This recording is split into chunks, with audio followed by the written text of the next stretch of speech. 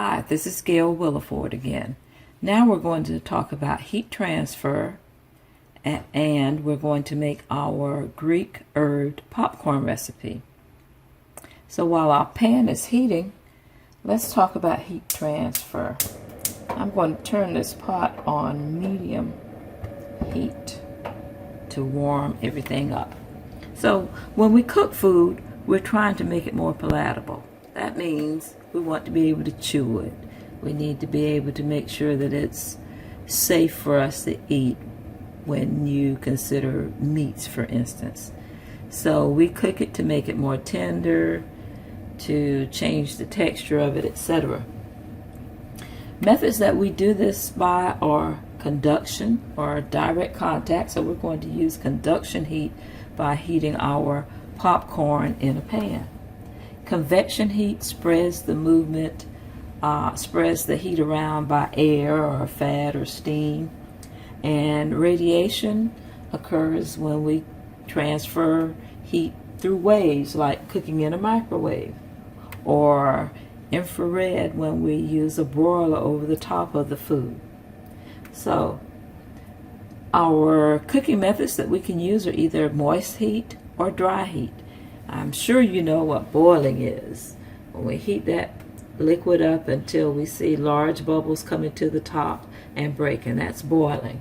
There's also simmering. Simmering is a little lower than boiling. We have small bubbles that are moving the heat around, or moving as the food heats.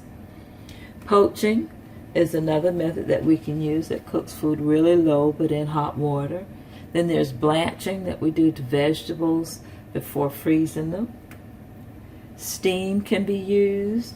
We also use pressure cookers, which heats up the food to really high temperatures and cooks it very quickly.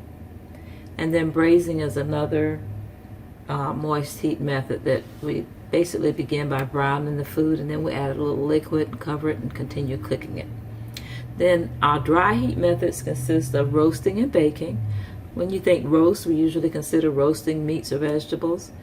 When we think about baking, we're usually talking about cakes, cookies, breads, etc. Then there's grilling, cooking food on a charcoal grill or a gas grill or even an electric grill. And then there's broiling, where we're using heat over the top of the food, or radiant heat, to provide the heat. Some dry cooking methods also use fat. For instance, when we saute food, we cook it quickly in a small amount of fat, usually in a frying pan or a large pot. When we pan fry, we add a little more fat to the pan and cook it with fat. And then there's deep frying, which makes everything taste so good, but it's not quite as healthy for us, but the food gets submerged in fat. So these are our ingredients for our Greek herb popcorn. We have, of course, popcorn. This is parsley. Let's turn these so you can see them. Here we have parsley. This is our oregano, basil, garlic powder, fennel seeds that have been crushed. Fennel is that seed that's used in Italian sausage that we come into contact sometimes when we eat pizza or something made with Italian sausage. Then there's marjoram and rosemary. We're going to be using oil because we're cooking this on top of the stove. So we're going to begin by heating this pot. Add the oil, and to the oil we'll add a few kernels of popcorn.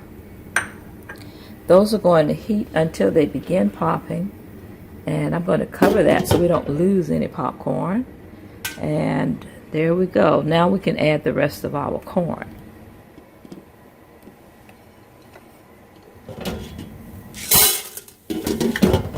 Alright, we'll stop there. This is how it's done. So we're shaking the pan to prevent burning. have pot holders available if I need them. And we're going to continue popping until it's all done. Once your popcorn is done, we're going to add a teaspoon or so of our combined herbs, and here's what they look like. A teaspoon or so of those combined herbs to the popcorn. Just sprinkle it on and toss it around. Our popcorn has finished popping. You'll have more than enough spice mixture to season your popcorn with. You can add more of it if you'd like to. If it seems that it does not want to stick to your popcorn, just spray it with some cooking oil spray and then sprinkle it on.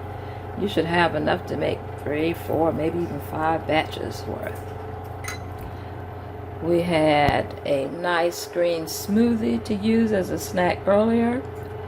And for our summertime activities, we like to make water with a twist. That is ice water that has sliced fruit, herbs, or vegetables added to it. And you can add those in whatever combination you'd like. Cucumbers add a lot of flavor for you cucumber lovers. You see citrus fruit, strawberries, nectarines, lemons, mint, basil, just all kinds of fresh herbs that can be added to your water with the twist. Add it to a pitcher, and then when you get thirsty, you can go to the refrigerator for a nice, very refreshing drink. So, we hope you learned a little about kitchen safety, good personal hygiene, and heat transfer. I hope that you enjoy your camp. Bye-bye.